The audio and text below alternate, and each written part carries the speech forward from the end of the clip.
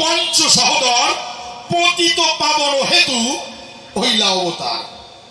তাহলে পঞ্চ সহোদর, সহোদর মানে ভাই, পঞ্চ সহোদর পতিত উদ্ধার করতে আসলেন ভাই। তাহলে আমাদের আনন্দের আর সীমা নাই। বলে আপনাদের কাছে ত্রেতা যুগে 4 ভাই এসে তারা পতিত উদ্ধার করে নিয়ে গেছে। কোথায় নিয়েছে?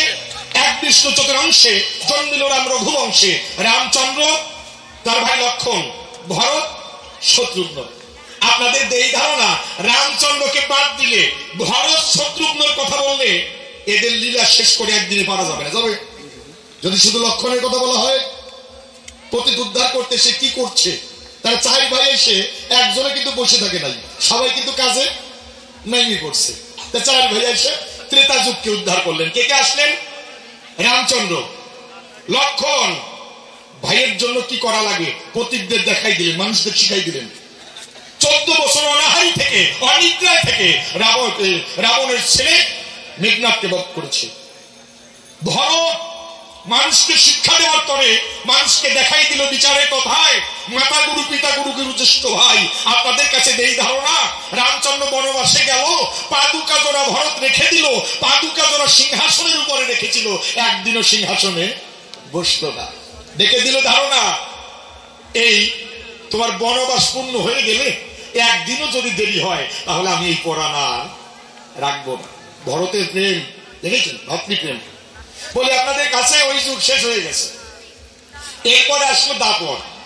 দাপরে 2 ভাই পতিত উদ্ধার করতে আসলো। কে কে? শ্রীকৃষ্ণ, বলরাম। শ্রীকৃষ্ণের কথা বাদ দিই, যে ভগবান তার কথা বাদ দিতেই পারে। যদি বলরামের কথা বলি যাই বাবা, এই ধারণা 2-3 দিনে শেষ করা যাবে না। তাহলে 2 ভাই এসে পতিত উদ্ধার করলেন দাপর যুগে। এইবার দেখেন চিন্তা করে আসলো কলিযুগে। কে আসলেন?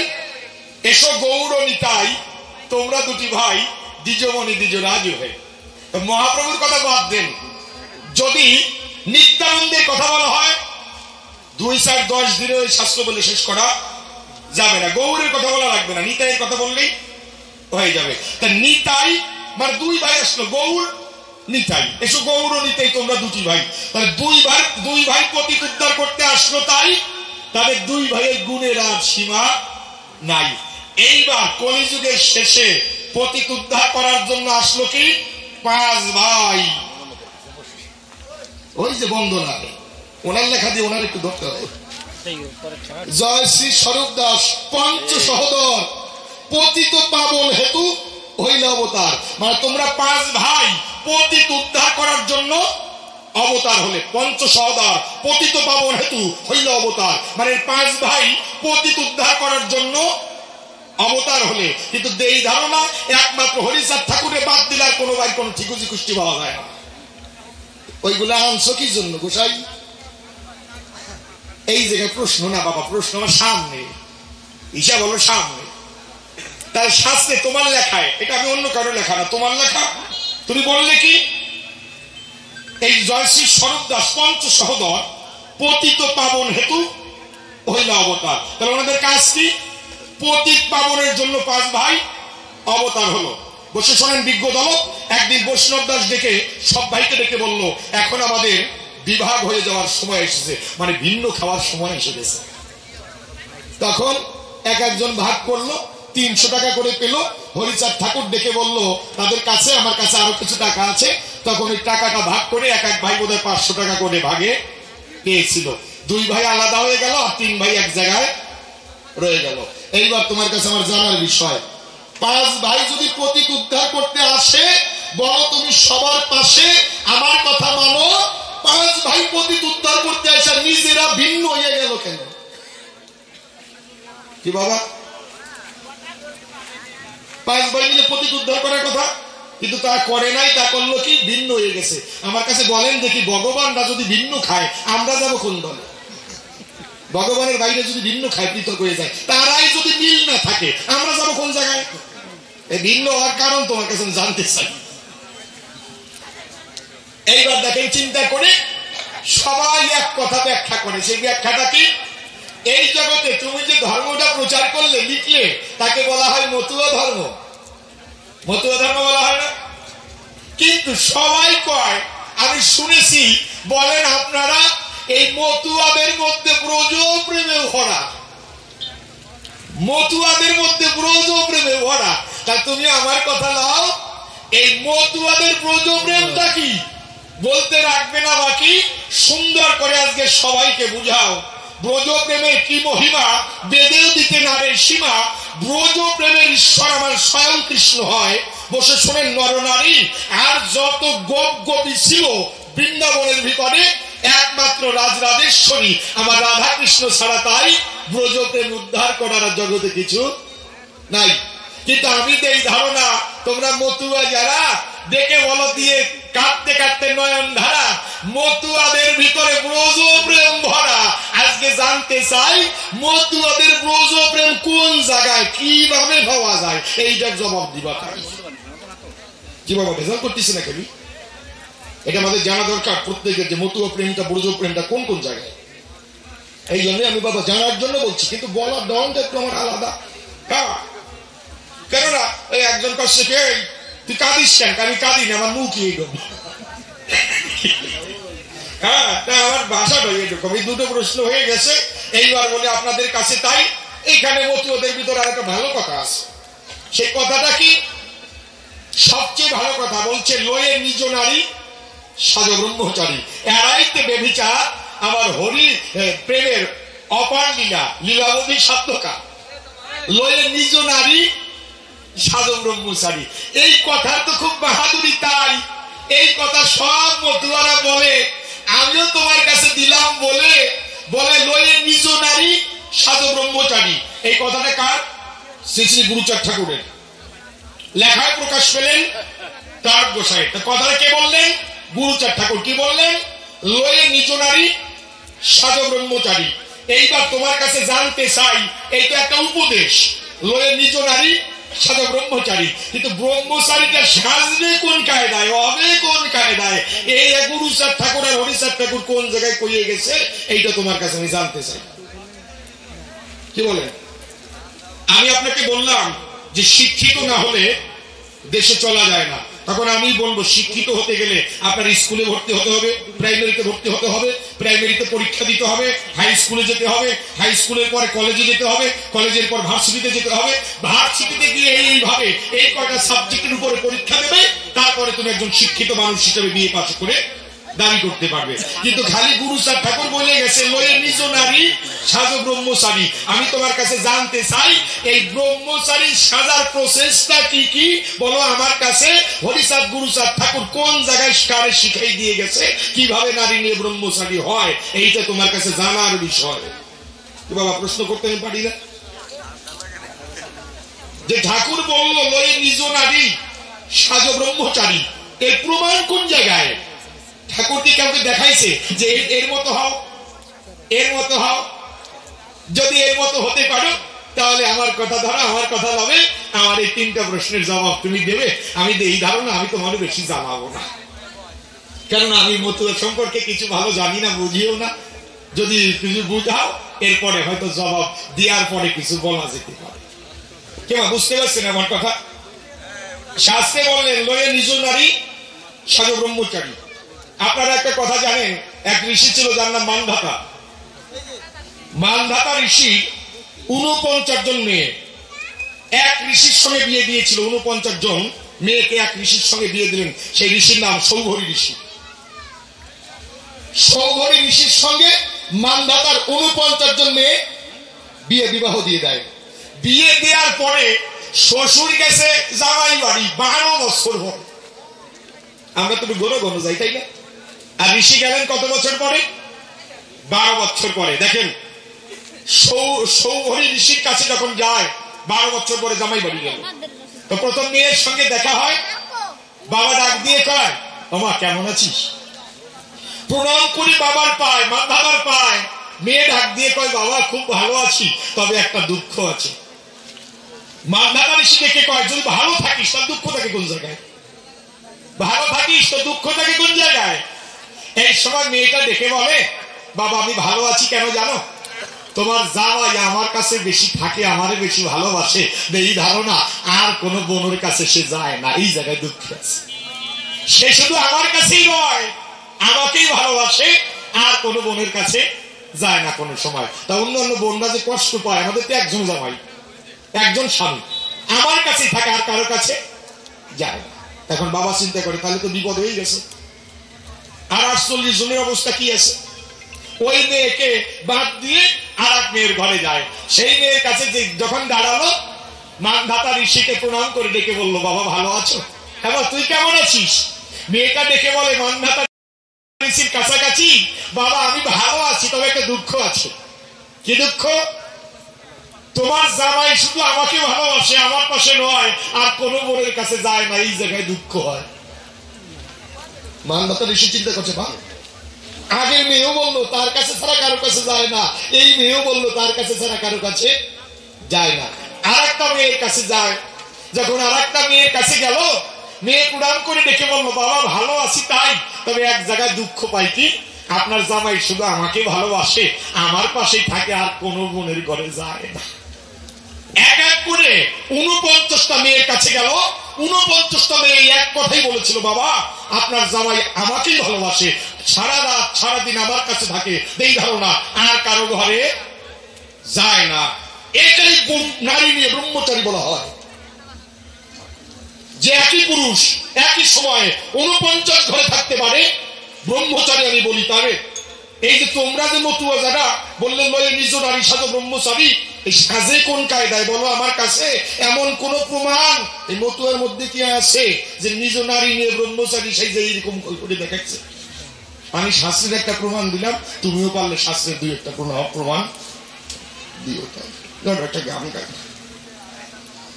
দিয়ে বলে, কাব্যের ধারা মতুয়ার মধ্যে ব্রজপ্রেমে ভরা, কিন্তু এই ধারণা কোন মতুয়া যদি গীতা দেখতে পায়, গীতার কাছে গিয়ে প্রণামও করে না। গীতা শ্রীকৃষ্ণ নিজের মুখের বাণী।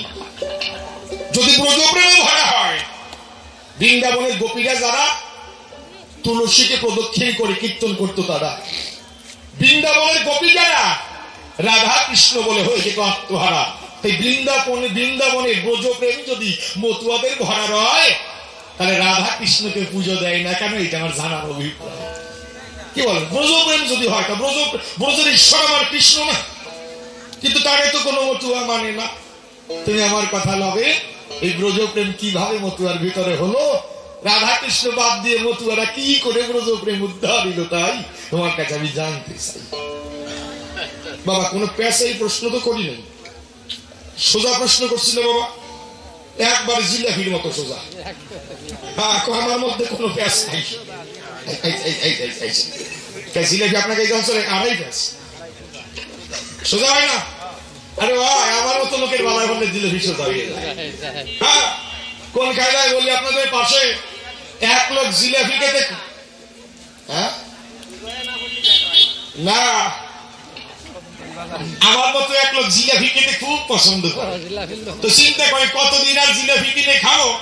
আমি বাড়ি গিয়ে কিভাবে ময়রাকার জিলাপি তৈরি করে শিখে বাড়ি গিয়ে আমি ভাইজে খাবো।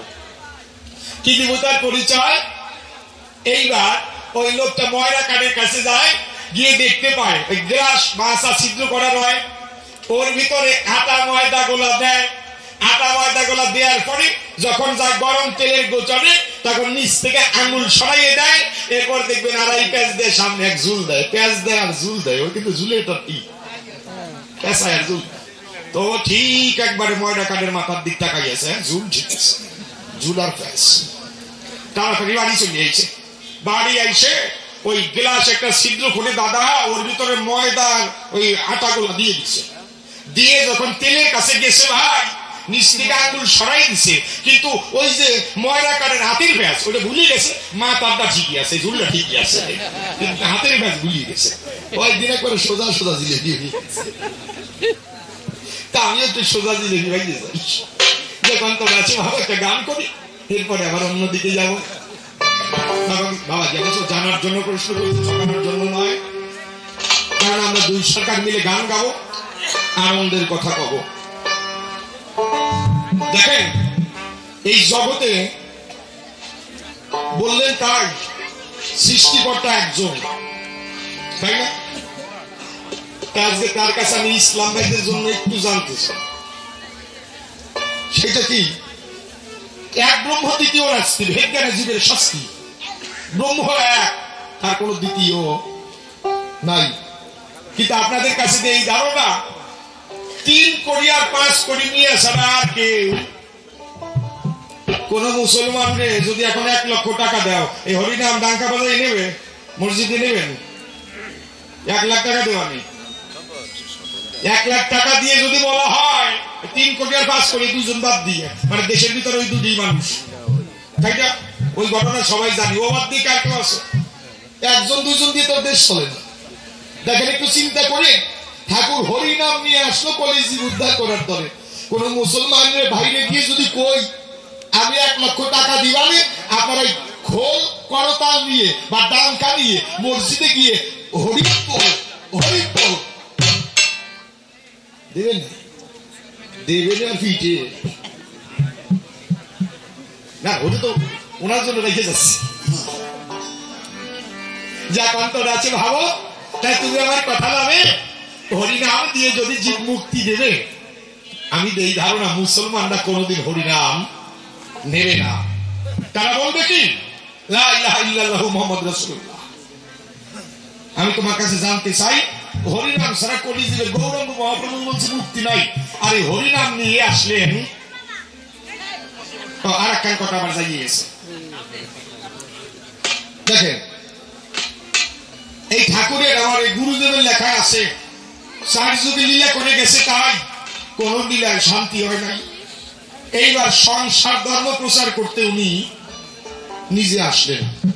সংসার ধর্ম প্রচার করতে এসে ভিন্ন হইলা কেন? কথা আরো ব্যাস দিয়ে যাই। সংসার ধর্ম, গার্হস্থ্য ধর্ম প্রচার করার জন্য হরিচাঁদ ঠাকুর আবার আসলেন।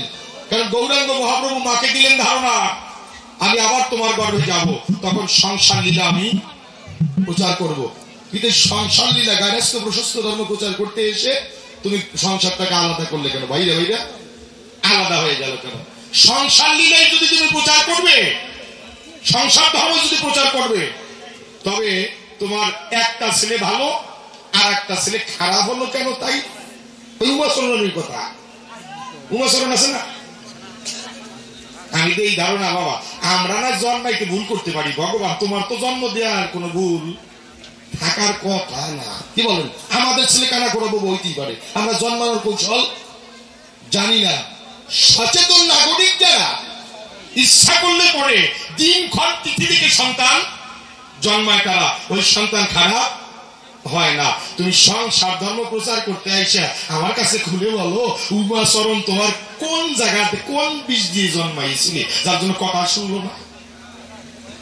এই ব্যাপারটা একটু জানাও, যাতে এই নিয়ে আর কোনো দ্বন্দ্ব আমার না থাকে।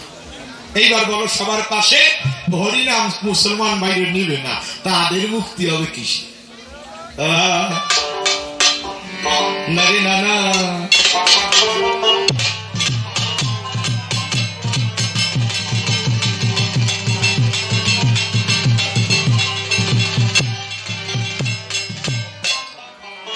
বলতে পারিস ও সজনী, কি জাদু ওই বাঁশরিতে, বলতে পারিস ও সজনী, কি জাদু ওই বাঁশরিতে, বলতে পারিস ও সজনী, কি জাদু ওই বাঁশরিতে। আমি শুনে বন্ধুর বাঁশে বাঁশি, শুনে বন্ধুর বাঁশে বাঁশি, মন থাকে না এই ঘরেতে। বলতে পারিস ও সজনী, কি জাদু ওই বাঁশরিতে, বলতে পারিস ও সজনী, কি জাদু ওই বাঁশরিতে। ও তো শুনে বন্ধুর বাঁশে বাঁশি, শুনে বন্ধুর বাঁশে বাঁশি, মন থাকে না এই ঘরেতে। বলতে পারিস ও সজনী, কি জাদু ওই বাঁশরিতে, বলতে পারিস ও সজনী, কি জাদু ওই বাঁশরিতে।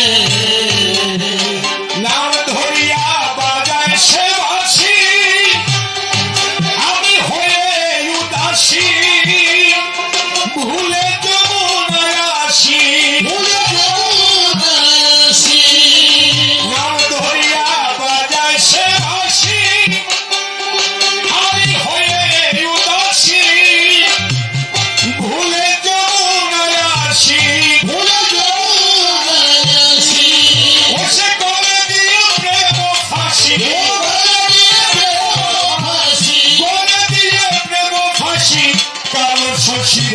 নয়নেতে বলতে পারি সজনী রাতে বাসরিতে বলতে পারি সজনী রাতে বাসরিতে ঘরে কত গুরু বঞ্চন বন্ধু বুঝেও বোঝে না তবু কবে ছলনা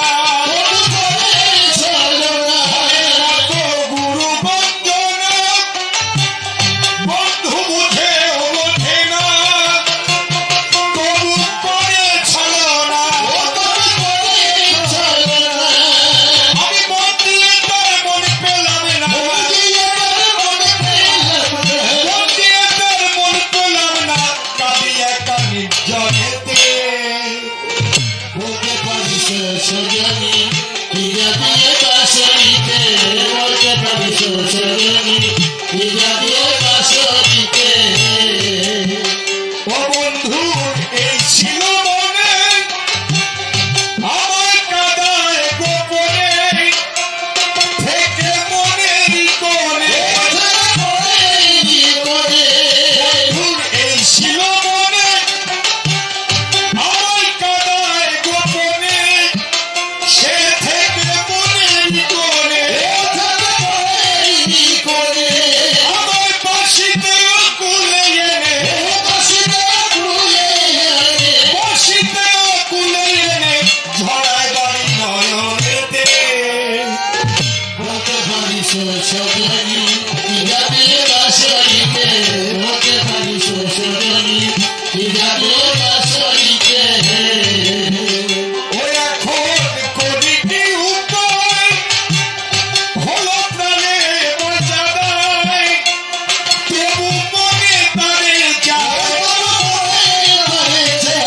এখন করি কি উপায় হলো প্রাণে বাঁচা দায় তবু মনে তারে যায় তবু স্বপ্নে থাকে আশার আশায় স্বপ্নে থাকে আশার আশায় না যায় সবে পলকেতে বলতে পারি সজনী রাতে বাসরিতে বলতে পারি সজনী রাতে বাসরিতে এই জগতে চিন্তা করেন যত শ্রোতা ভাই ব্রত প্রেমের উপরে আর কোন যে প্রেম নাই এই ব্রত প্রেম মাঝে ভাগে ভাগ করা আপনারা জানেন তা নিশ্চয় শান্ত দাস্য সক্ষ আরো বাৎসল্য প্রেম হয় শান্ত দাস্য সক্ষ বাৎসল্য মধুর প্রেম এই ব্রজ প্রেম রয় এইটাই আমার ব্রজ প্রেম আমি বিশ্ব পরিচয় কিন্তু বর্তমানে সবাই বলে মতুয়াদের ভিতরে ব্রজ প্রেম ভরা আমার জানি বাসায় এই শান্ত দাস্য বাচ্চ সক্ষল্য মতুয়াদের কোথায় মতুয়াদের ভিতরে যদি ব্রজপ্রেম ভরা রবে এই শান্ত দাস্য সক্ষ বাচ্চল্য মধুর এই প্রেমটা কোথায় কোথায় আছে কিভাবে আছে এটা সবাইকে জানাবে আবার দেখি এই জগতে নারী নিয়ে ব্রহ্মচারী হয় লগে নিজ নারী ব্রহ্মচারী এই কথাটা কয় তাহলে বললেন কি বলে আপনাদের কাছে যার গ্রন্থে এটা লেখা আছে তারক নসরাস সে বললেন কি লয়ে নিজ নারী সাধক ব্রহ্মচারী পরের নারী তো নেওয়া যাবে না যাবে নিজের নারী তো অবশ্যই আমার তো গুরু মাও আছে তারক গোসারি স্ত্রী আছে এই ধারণা সাধনা তোমার নিজের নারী না কোলা গ্রামে একজন বিধবা মহিলা সাধনা তুমি লিখছো লয়ে নিজ নারী সাধু ব্রহ্মচারী তুমি সাধনার বাড়ি কেন যাবে তুমি মুক্তি এক কথা কর নিজে এক কাজ করবো চাই এটা তো ভালো না কি বলেন এটা তো ভালো না তুমি নিজে মানুষকে কও মানে আপনাদের কাছে শোনেন দেখবেন বাসে বাসে এক ধরনের লোক আছে মলম বেছে মলম বিক্রি করে না কারো যদি 40 বছরের দাঁত থাকে, দাঁত একবার লাগাবেন, এক পুষ লাগাবেন, সেরে যাবে। ওর গোলায় যদি দাঁত থাকে, তার সাথে কেউ কেটে কেন? তুমি লিখে বেড়াচ্ছ নিজ নারী সাধু ব্রহ্মচারী।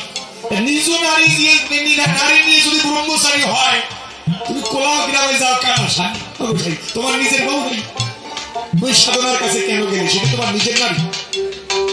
মানুষকে একটা বললে কেন আর নিজে একটা করলে কেন?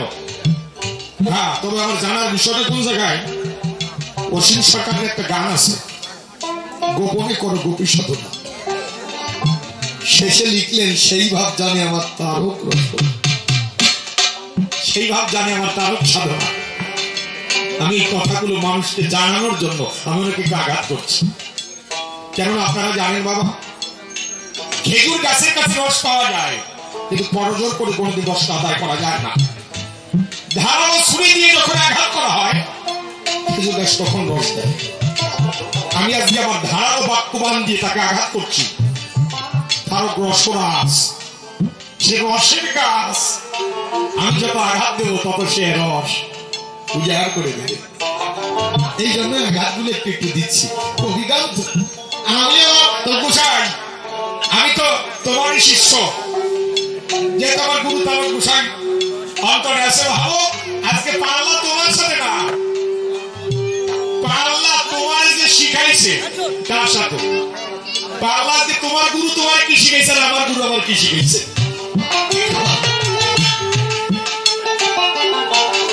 আমার গুরু তারক গোসাই, আমার গুরু আমার কি শিখাইছে, তোমার গুরু তোমার কি শিখাইছে। এই নিয়ে ভালো হবে, দেখে কি হারে কি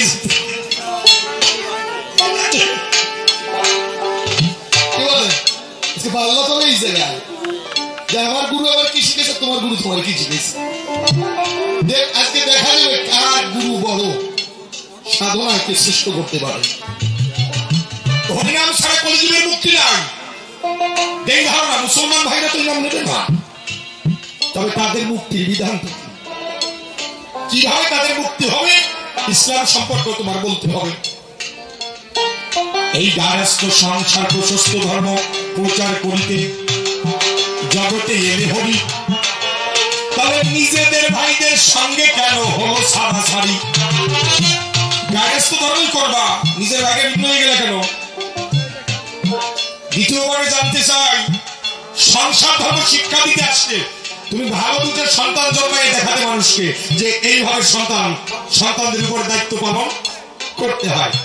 কিন্তু এই ধারণা তোমার কাছে আমার প্রার্থনা, হরিচাঁদ গুরুচাঁদ ঠাকুর এত পতিত উদ্ধার করতে, তুমি পতিত উদ্ধার করতে আসছো না? আসে তো, তোমরা যদি পতিত উদ্ধার করতে আসে, উমা চরণে উদ্ধার করতে পারলো না, এই জায়গায় ব্যর্থতা আমার কাছে মনে হলো। তুমি যদি পতিত উদ্ধার করতে আসো, উমা চরণের মতো পতিত পাপী আর কেউ নাই। তার খেলাই দিলা কেন? তার উদ্ধার করে হরিনাম দিয়ে মাতালে না কেন? মাতাতে পারতে না যদি পতিত উদ্ধার করতে আসো। কারণ এই জগতে যারা ভালো ডাক্তার, তারা কানা চোখ ভালো করে। ভালো চোখ ভালো করা লাগে না, কানা চোখ ভালো করে। গুরুচাঁদ ঠাকুর স্বয়ং শিববতা, তারে ভালো করা লাগবে না। উমাচরণ তারে কানা চোখটা কেন ভালো করতে পারলো না? কি পতিত উদ্ধার করতে আসলে? তাই আমি জানতে চাই, পতিত উদ্ধার করতে আসলে পতিত পাবন নাম তোমার, পতিতদের উদ্ধার করলো না কেন? উমাচরণে উদ্ধার করলো না কেন? প্রথমবারে বেশি বলে, তাই প্রথমবারে বেশি বলে আর কোনো দরকার নাই। ছোট ছোট আসর করবো আমরা দুইজন, কানে করবো থাকবে ভক্ত আছে যতক্ষণ, কিন্তু ছোট ছোট করে আসর করাটাই ভালো হয়। একাধারে অত বড় আসরে আরো মন বসে না। তাই প্রথমবারে বেশি বলে মোটে কার্য নাই, আমার মতো এইখানে ছেড়ে দিয়ে যাই। দেখিয়েছে সবাই কিবা কথা কয়, করে ভাবে ধায় আবার হারিয়া লয়।